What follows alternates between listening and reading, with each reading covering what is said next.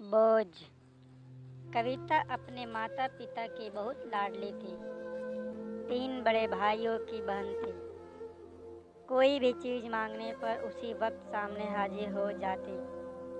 पूरे घर में रौब था उसका। पूरे परिवार और नौकरों पर राजकुमारी की तरह हुक्म चलाती थी कविता। स्कूल में भी पूरा रौब था उसका। बड़े घर की लाडली जो थी वह।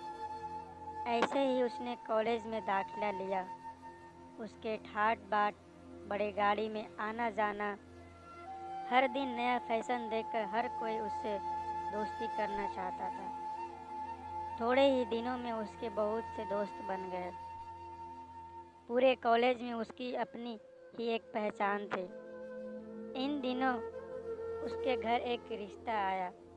खानदानी लोग थे और पापा की पुरानी जान पहचान थी उनके साथ।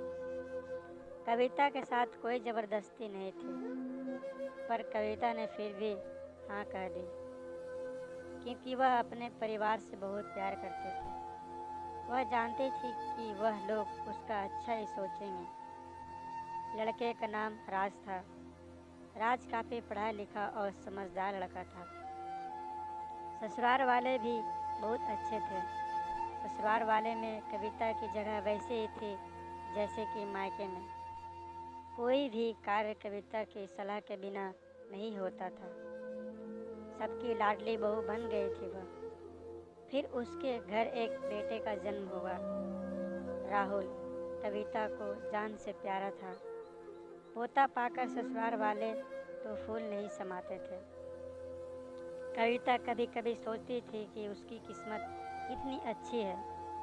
उसका हर अपना उसे कितना प्यार करता है।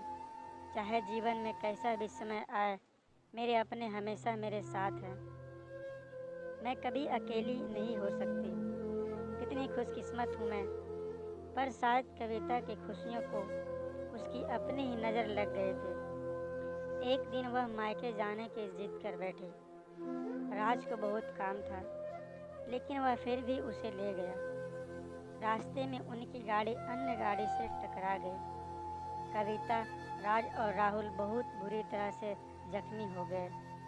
काफ़ी दिनों के इलाज के बाद राज और राहुल तो ठीक हो गए, लेकिन कविता पूरी तरह ठीक ना हो सकी। सर पर चोट लगने के कारण वह अपनी आंखों की रोशनी खो बैठी।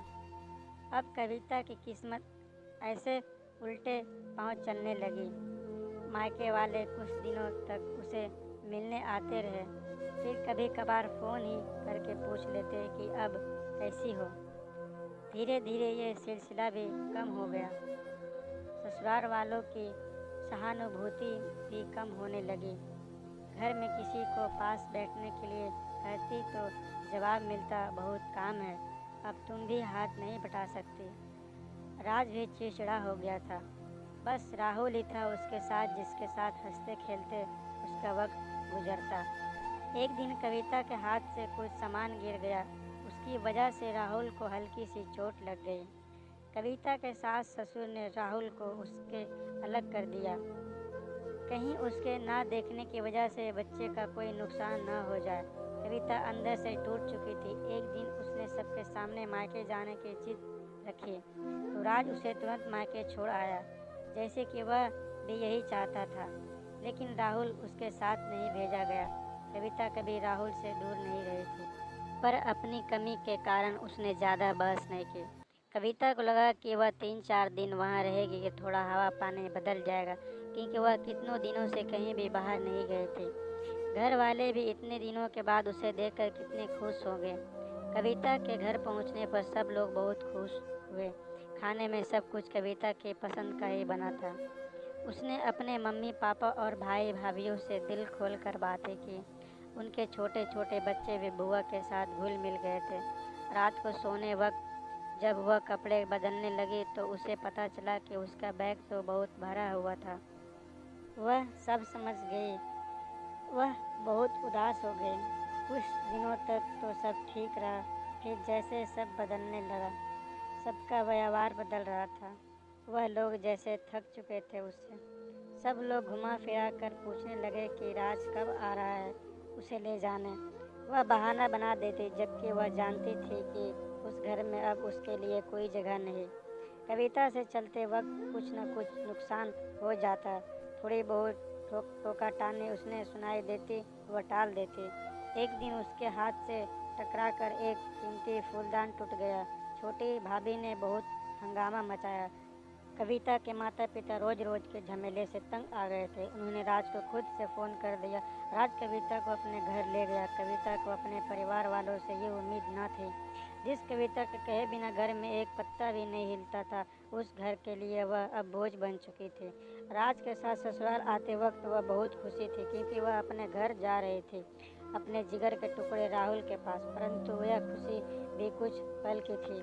सारा बंदोबस्त पहले ही किया हुआ था। कविता को सीधे ऊपर वाले कमरे में पहुंचा दिया गया।